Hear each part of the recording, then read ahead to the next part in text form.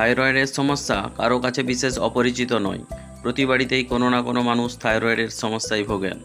এর থেকেই দেখা দেয় গুরুতর সব অসুখ, এমনকি সন্তান ধারণের ক্ষেত্রেও বড় বাধা হয়ে দাঁড়ায় এই থাইরয়েড। ট্রাইডোথাইরোনিন ও থাইরক্সিন অস্বাভাবিকভাবে কমে গেলে যে সমস্যা দেখা দেয় তা হলো হাইপোথাইরয়েডিজম, অর্থাৎ থাইরয়েড গ্ল্যান্ড ঠিকমতো কাজ করে না। এই লক্ষণ দেখা দিলে ওজন বেড়ে যায়, আরও নানা সমস্যা দেখা দেয় যা শরীরের জন্য খুবই খারাপ। থাইরয়েডের সমস্যা থাকলে খাওয়া দাওয়া জীবনযাপন করা নিয়মে বেঁধে দেন চিকিৎসকরা। তাই আজকের ভিডিওতে আলোচনা করব থাইরয়েডের সমস্যা থাকলে কি খাবেন আর কি খাবেন না।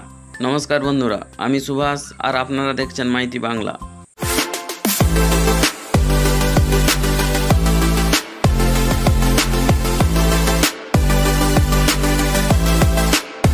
প্রথমেই জেনে নেব TSH এর লেভেল বাড়লে বা থাইরয়েডের সমস্যায় কি খাবার খাবেন। নাম্বার 1, কপার এবং আয়রনযুক্ত খাবার।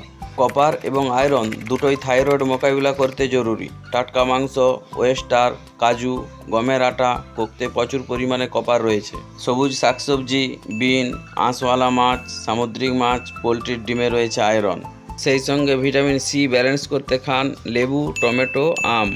নাম্বার 2, অ্যান্টিঅক্সিডেন্টযুক্ত খাবার। থাইরয়েড হরমোনের উৎপাদন বাড়ানোর জন্য অ্যান্টিঅক্সিডেন্টযুক্ত খাবার যেমন টমেটো, ক্যাপসিকাম এবং ভিটামিন বি যুক্ত খাবার অ্যাভোকাডো, মটরশুঁটি বেশি করে খান। নাম্বার 3, সূর্যমুখীর তেল ব্যবহার করুন। সূর্যমুখীর তেলে আছে সেলেনিয়াম, যা থাইরয়েড হরমোনের সঠিক ক্ষরণে সাহায্য করে। তাই আজ থেকে সূর্যমুখীর তেল ব্যবহার করা শুরু করুন। এইবার জানবো TSH হরমোনের লেভেল বাড়লে বা থাইরয়েডের সমস্যায় কোন কোন খাবার খাবেন না। বাঁধাকপি, ফুলকপি, ব্রকলি, ছোলা জাতীয় খাবার থাইরয়েড বাড়ায়। এছাড়াও সর্ষে, মূলো, রাঙা আলু, চিনেবাদাম এড়িয়ে চলাই ভালো। থাইরয়েড বেড়ে গেলে দুধ ও দুগ্ধজাত খাবার যেমন পনির, চিজ ডায়েট থেকে বাদ দিন। চিনি, রান্না করা গাজর, পাকা কলা, শুকনো ফল, মধু, ময়দার রুটি, সাদা ভাত, আলু, সাদা পাস্ত, মিষ্টি শরীরে কার্বোহাইড্রেটের মাত্রা বাড়ায়। থাইরয়েড থাকলে এগুলোও কম খান। তাছাড়া চা, কফি, চকলেট, সফট ড্রিঙ্কস যতটা সম্ভব এড়িয়ে চলুন।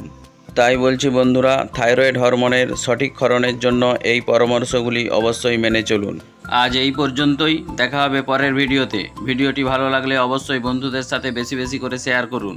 এই রকম স্বাস্থ্য সচেতন ভিডিও পাওয়ার জন্য চ্যানেলটিকে অবশ্যই লাইক ও সাবস্ক্রাইব করে পাশে থাকা বেল আইকনটি প্রেস করে নোটিফিকেশনটি অন করে রাখুন, যাতে করে মাইতি বাংলা চ্যানেলের গুরুত্বপূর্ণ ভিডিওগুলি সবার প্রথমে আপনার কাছে পৌঁছে যায়। সবাই ভালো থাকুন, সুস্থ থাকুন। ভিডিওটি শেষ পর্যন্ত দেখার জন্য অসংখ্য ধন্যবাদ।